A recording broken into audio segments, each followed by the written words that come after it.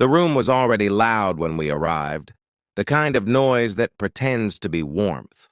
Glasses clinked, someone laughed too hard at something that wasn't funny, and the music sat just low enough to invite conversation without ever listening to it.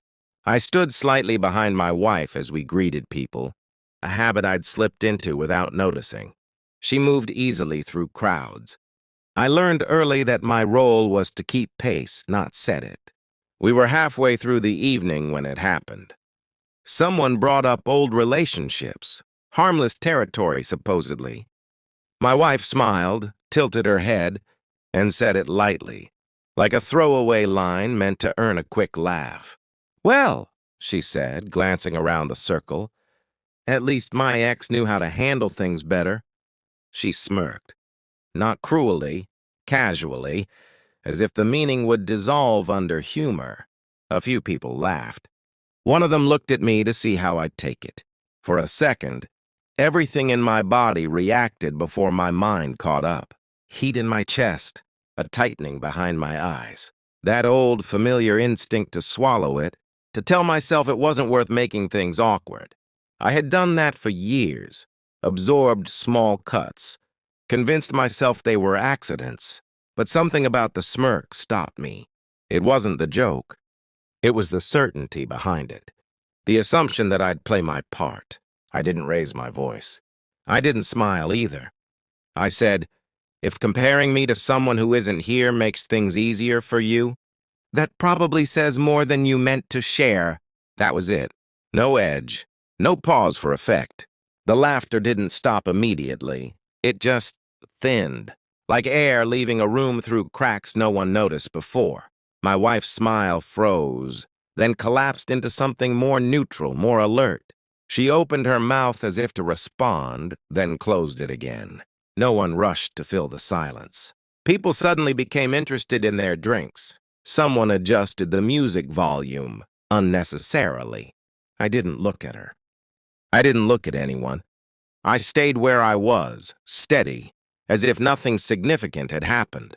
A moment later, the host, an older man who rarely missed social shifts, cleared his throat and said, calmly, "All right, let's steer away from comparisons. We're here to enjoy ourselves." It wasn't a reprimand. It was worse than that.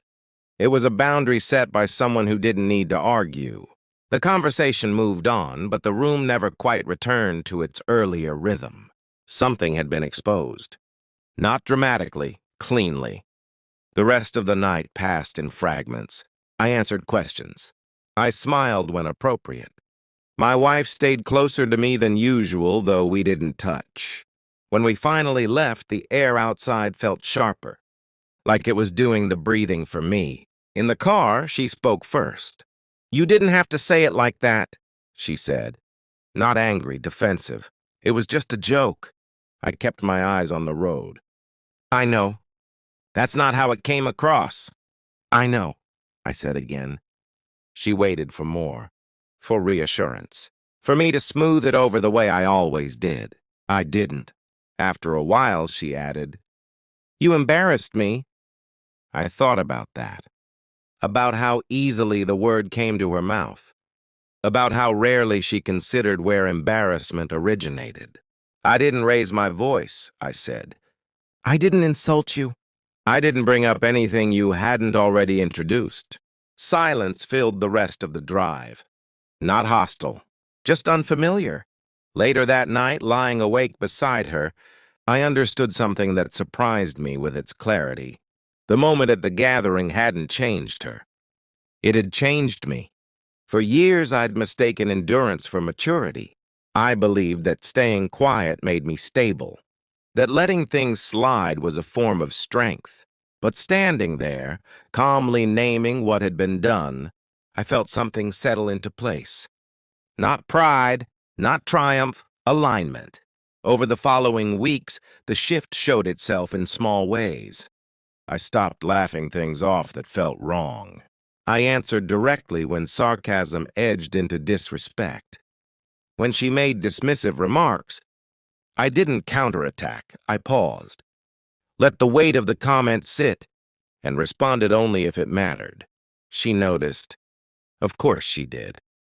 There were moments when she tested it, when she waited for me to fold back into the version she'd grown used to. I didn't confront her about it. I didn't need to. My behavior spoke consistently enough. The power between us didn't flip overnight. It didn't explode into arguments or ultimatums. It recalibrated, quietly, undeniably. Sometimes I wondered what she thought about that night now. Whether she replayed it differently. Whether she told herself she'd misjudged me or simply miscalculated the room. I never asked. What I knew was this. The humiliation hadn't broken me. It had clarified something I should have named long ago. I didn't need to dominate a conversation to reclaim dignity. I just needed to stop surrendering it. The relationship didn't end. It didn't heal completely either. It adjusted around a boundary that finally had shape. And for the first time in a long while, that felt like enough.